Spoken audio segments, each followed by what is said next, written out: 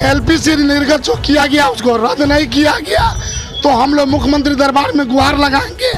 उसके बाद भी इस पर पुनः कार्रवाई नहीं की गई तो हम लोग रोड पर धरना प्रदर्शन और जो भी भूख हड़ताल करना होगा। मैं भूपेंद्र कुमार पांडे और आप देख रहे हैं खबरी 24/7। आज हमारे साथ हैं राम नरेश जी और जयनारायण प्रसाद जी। आइए इनसे हम जानने की कोशिश करते हैं कि इन लोगों का एक ज़मीन पर केस मुकदमा चल रहा था और उसको क्या किए हैं सीओ साहब, कुछ उसमें विपक्षी पार्टी को कुछ बना क्या एलपीसी बना दिया है। आइए उसी संबंध में हम बात करते हैं। क्या समस्या है आपकी जो ज़मीन में एलपीसी बना है सीओ साहब के द्वारा, आखिर क्यों बना है और क्या उसमें कैसे कैसे प्रक्रिया पहले हुआ है उसको हम बताइए। पहले प्रक्रिया हुआ है कि एक तो पहले हम लोग का बंटवारा हुआ ही नहीं है। ज़मीन सब लोग सम्मिलात था, ये लोग गलत ढंग से जो है सो उसमें एलपीसी बनाया है लोग। पहले थे सीओ हेमंत कुमार, उनके द्वारा भी ये निर्गत गया, भूमि सुधार विभाग से पत्र निर्गत किया गया था कि हाँ एलपीसी जो है सो कोई भी कागज़ परमानंद प्रसाद पेश नहीं किए हैं, कोई भी साक्ष्य नहीं दिए हैं, जिसके कारण जो है सो उनका एलपीसी निर्गत नहीं किया गया। तो किस आधार पर ये सीओ साहब जो है एलपीसी निर्गत किए हुए हैं। तो क्या आप लोग बात किए हैं क्या सीओ साहब से? सीओ साहब से बात अभी हम लोग का नहीं हुआ, हम लोग का पत्राचार के द्वारा बात हो रहा है।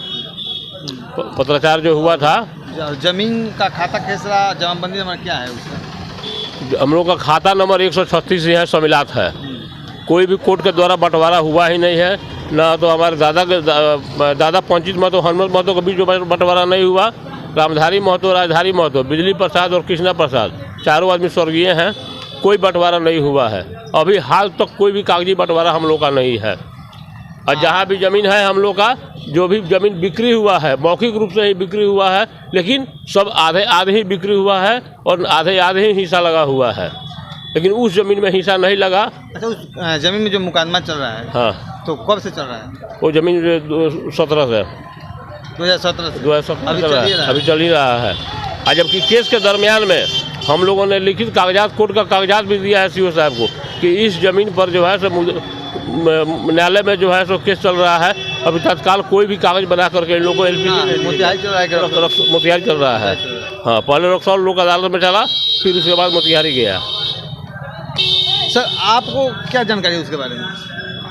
मैं राम नरेश प्रसाद कुशवाहा, एक ज़मीन जो हम लोग का था जो सैनिक रोड में बढ़ा, उसमें भूअर्जन कर्मचारियों के द्वारा हम लोग को कोई जानकारी न दे करके हम लोग के नाम से, जयनारायण प्रसाद कुशवाहा के नाम से 1 डिसमिल 50 पॉइंट निकाल दिया गया और 8 डिसमिल 75 पॉइंट परमानंद प्रसाद के नाम से उठा दिया गया, जबकि दोनों आदमी के नाम से 50-50 निकालना चाहिए था।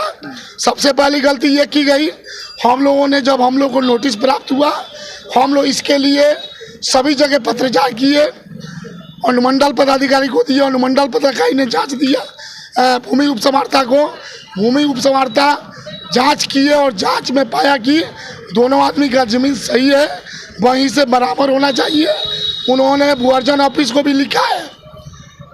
मनीष कुमार जो थे LRDC साहब, उन्होंने पत्रांक 83 दिना की कुछ है, जिसके माध्यम से वहाँ पत्रचार किया है कि जब तक कि दोनों आदमी की आपसी सहमति नहीं बनती है, उस ज़मीन में कोई एलपीसी नहीं बनाया जाए और ना ही उसका भुगतान किया जाए।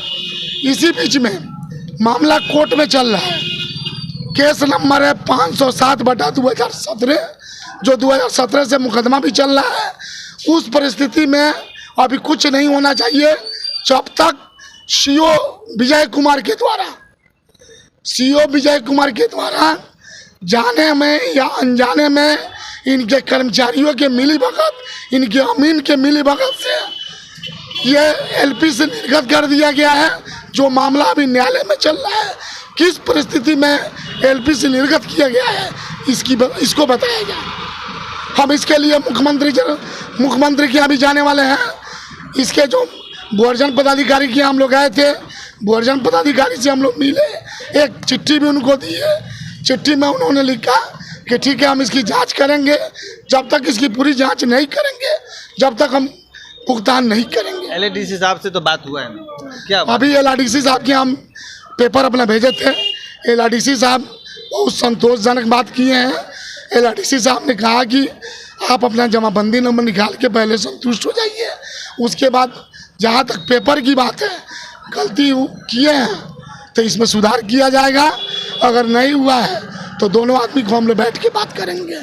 लेकिन जब तक मामला न्यायालय में चल रहा है LPC निर्गत नहीं होना चाहिए, मेरा कहना यही है। चलिए, इस संबंध में मैं सीओ साहब से भी बात करने की कोशिश करूंगा कि किस तरह से उन्होंने, जब मामला कोर्ट में है तो उन्होंने LPC कैसे बनवा दी। आइए, आप जानते हैं उसके बारे में। नाम बोलिए। मेरा नाम श्री नरेश प्रसाद कुशवाहा है। हम लोगों का एक विवादित ज़मीन है जो सैनिक रोड में पड़ा हुआ है, जो कि हम लोगों ने बहुत दौड़ धूप करके हर जगह कागज़ दिया। उसमें हम लोगों को आश्वासन भी मिला कि हाँ, इसमें LPC नहीं बनेगा, अगर बनेगा तो मतलब कि दोनों आदमी का बराबर शेयर करके बनेगा। लेकिन इन्होंने ऐसा काम किया नहीं। वो केस हम लोगों का अभी चल रहा है मोतिहारी कोर्ट में। उस परिस्थिति में इन्होंने क्या किया कि LPC जिस समय अंचलाधिकारी के द्वारा जिस समय पूरे कोरोना काल का मतलब कि सारा ऑफिस बंद था, उस समय इन्होंने अब जिस तरह भी किया हो, उस समय इन्होंने वो LPG निर्गत कर दिया है, जबकि पूरा कोरोना काल में ऑफिस सब बंद था। उस समय कोई ऑफिस नहीं खुलता था। उसी समय में ये लोग LPC अब कैसे बनाए हैं, क्या बनाए हैं, ये तो जांच का मैटर है। तो क्या मतलब पंचनामा बंटवारा कुछ भी नहीं? कुछ नहीं है। अभी हम लोग के दादा परदादा का बंटवारा नहीं हुआ है, तो हम लोग का भाई में अभी क्या बंटवारा हुआ? जो ज़मीन है सब सम्मिलित है। ये जो आप देख रहे